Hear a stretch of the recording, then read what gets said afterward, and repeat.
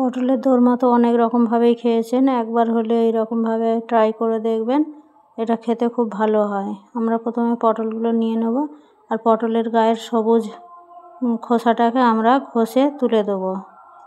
আর পটলের গায়ের এই শক্ত খোসাটাই থাকবে, আর ভেতর থেকে আমরা এরকমভাবে পটলের দানাগুলোকে বের করে পুরো একদম পরিষ্কার করে নেব।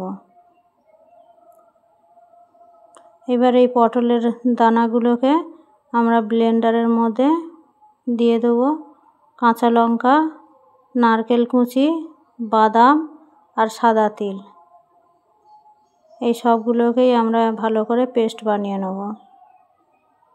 এখানে আমরা কড়াইতে দিয়ে দেবো জল, হলুদ আর লবণ, আর ওর মধ্যে দিয়ে দেবো সমস্ত পটলগুলো, আর সেই পটলের কেটে রাখা মুখগুলোকেও আমরা দিয়ে একসঙ্গে ভালো করে সিদ্ধ করে নেব।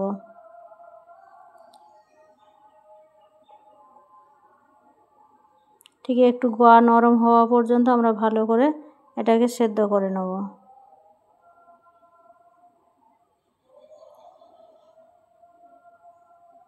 এবার আমরা কড়াইতে দিয়ে দেবো সর্ষে তেল, কুচানো পেঁয়াজ, আর এইগুলোকে একটু ভালো করে নেড়ে নেব।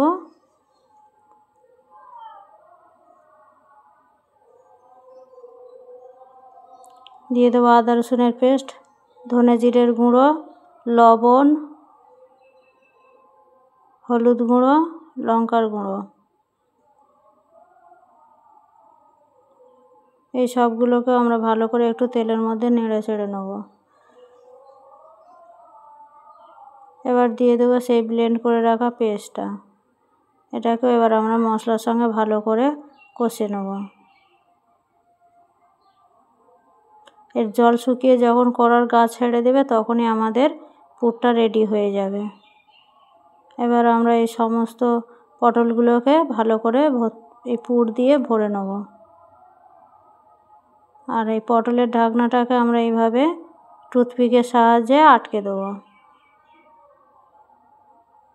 এটা স্বাদটা খুব ভালো হয়, তোমরা একবার হলেও এটা ট্রাই করতে পারো। এমনি নর্মাল পটলের দোরমার থেকে এই নারকেলি পটলের দোরমাটা খেতে বেশি স্বাদ হয়। এইভাবে আমরা সবগুলোকেই বানিয়ে নেব।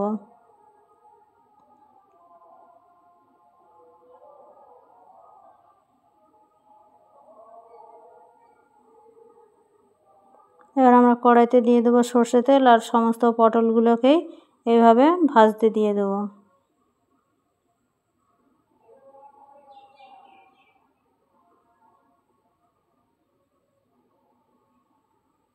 আর ভালো করে আমরা পটলগুলোকে ঘুরিয়ে ঘুরিয়ে এপিট ওপিট করে ভালো করে ভেজে নেব।